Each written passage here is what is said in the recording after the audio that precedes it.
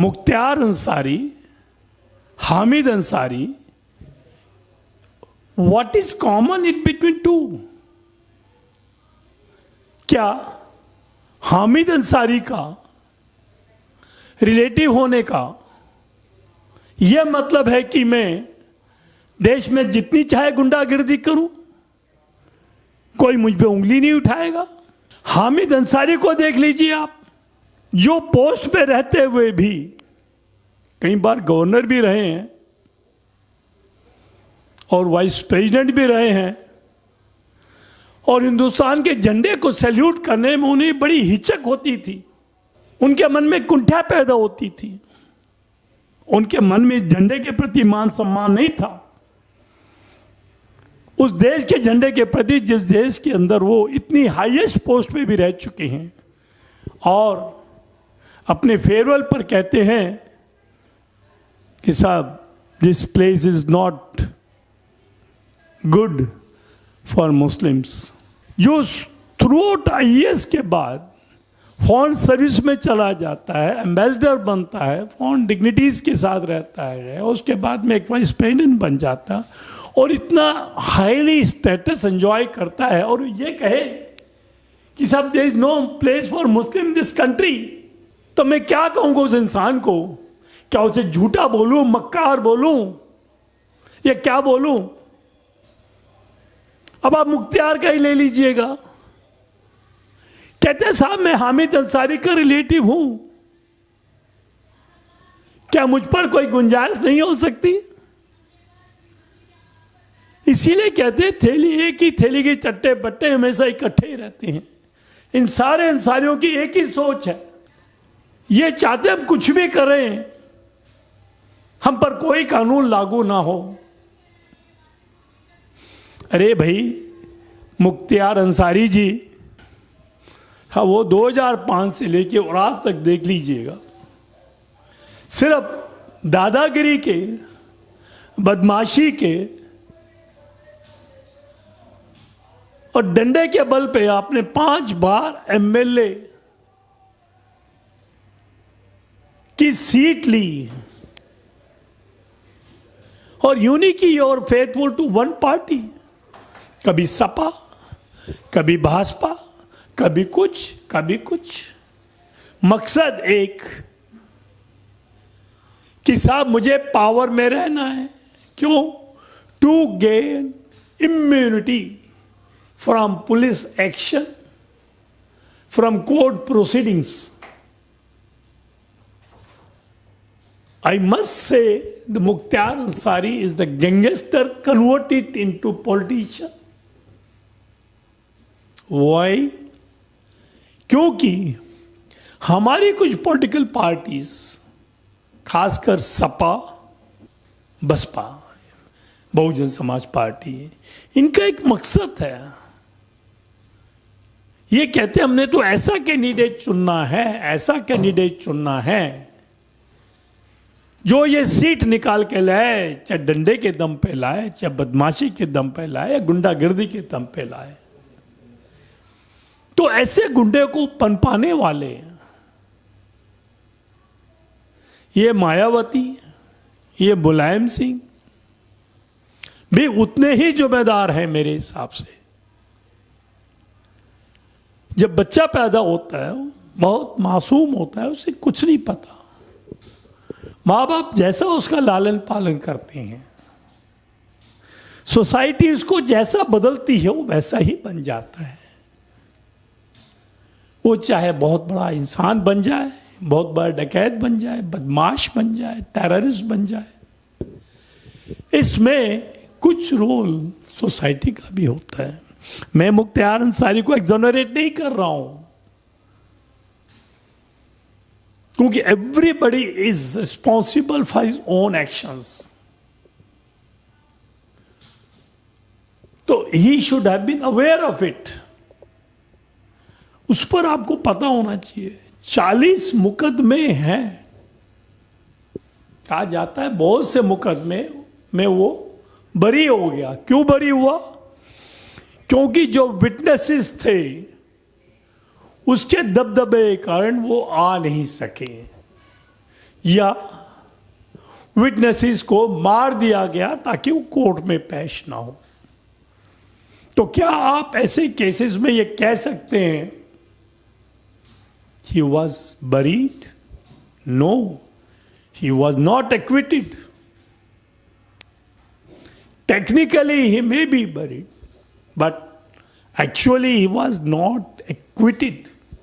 तो मेरे हिसाब से जिन केसेस में ऐसे इंस्टांसेस हुए हैं वो केसेस के अंदर भी he was convicted. May not be technically, but actually he was a convict. और अभी तो कुछ केसेस फाइनल हियरिंग पे चल रही, 7-8 केसेस हैं। और मैं आपको बता दूं 2005 में इसने कृष्णानंद रॉय, जो उसके 6 आदमी समेत सुनसान जगह पर घेर करके उसको उसके बदमाशों से मरवाया था। एक ऐसा इंसान जिसको भगवान ने इतनी बड़ी कट कादी दी है, 6 फुट से भी बड़ा है, वो वेल बिल्ट है, इस शरीर का किसी के अच्छे के लिए कार्य करने के बजाय वो अपने आप को ऐसा सोचता था जैसे कि मैं यहाँ का 1 नंबर का गुंडा हूं, मेरे को कोई हाथ नहीं लगा सकता। और उसकी हालत आज क्या है,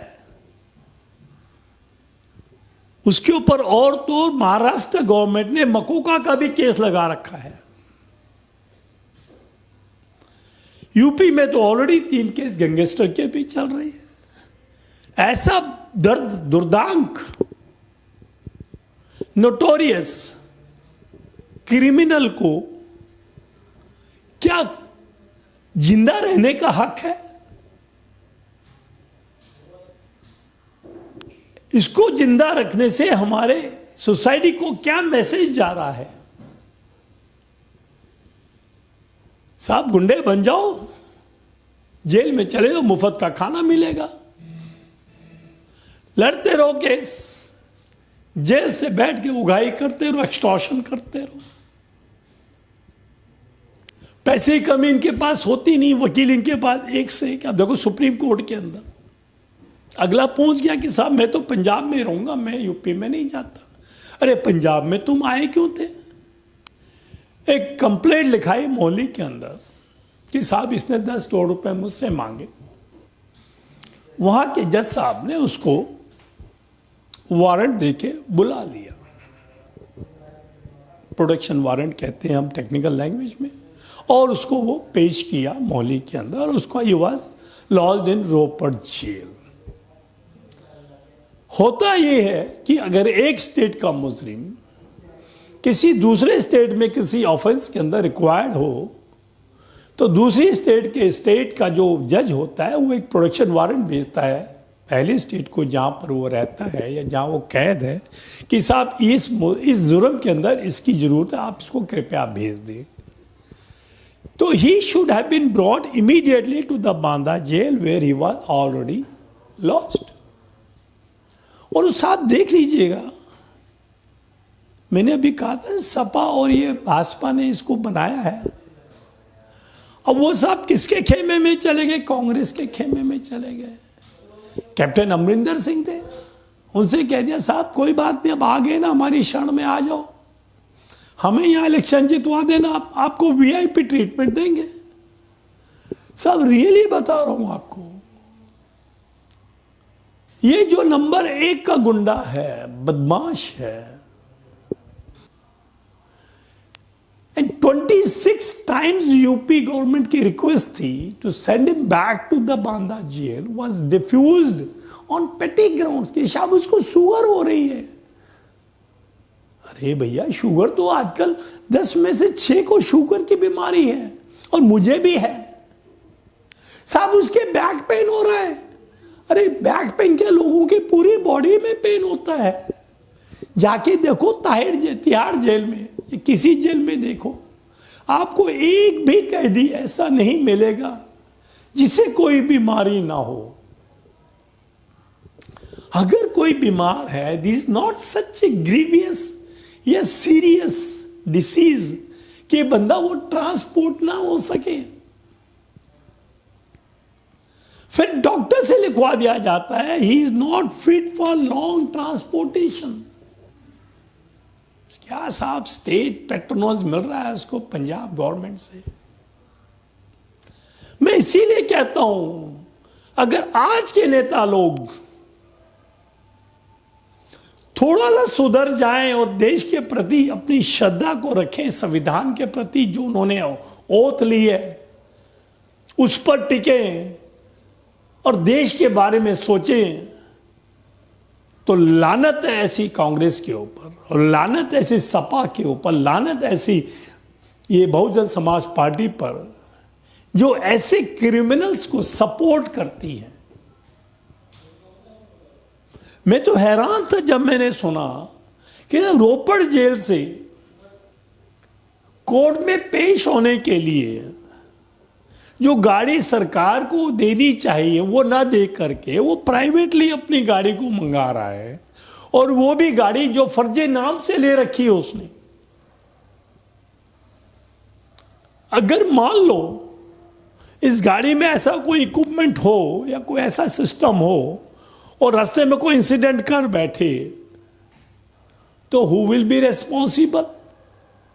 Why the state given them so much liberty to have its own convenience? और वो भी कन्वीनियंस कैसी है साथ? दिखाने को तो एम्बुलेंस है, पर टोटल फायर प्रूफ है सर, बुलेट प्रूफ है, अंदर लग्जरियस स्टाइल में बनी हुई है।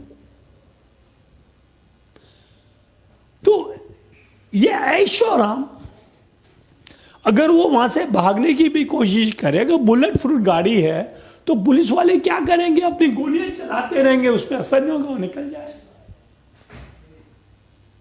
आई एम सरप्राइज्ड कि वहां के एसपी साहब कौन थे, वहां के आईजी कौन थे, डीआईजी कौन थे। उन्होंने इतनी लिबर्टी दी है उसको कि तुम अपनी एम्बुलेंस बना लो, उसमें घुमा करो आप,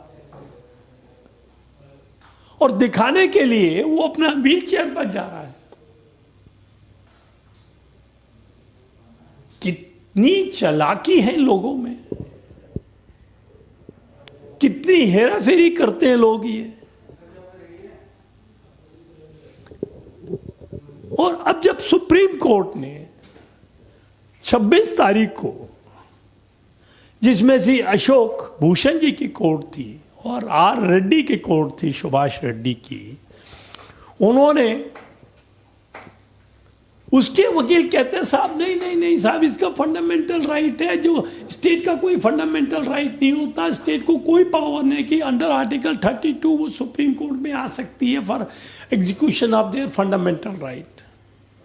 and this petition for transfer of the criminal from Punjab to UP is not maintainable.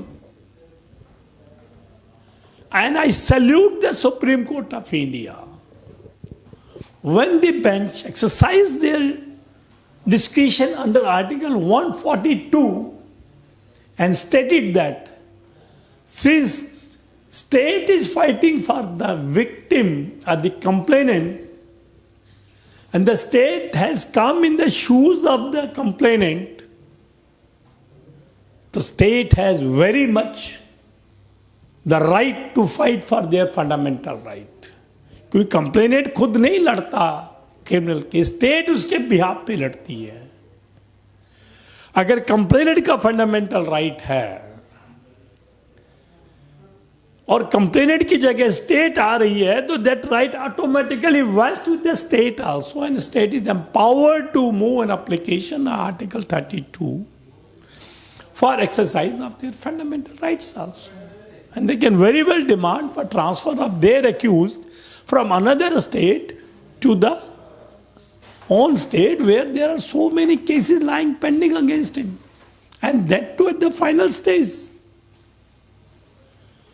तो साहब ऐसे मामले के अंदर मेरा ये कहना है, अब देखिए साहब, मैं तो हैरान था जब यूपी वालों को पता लगा भाई ये हमारी 12 का रजिस्ट्रेशन नंबर है,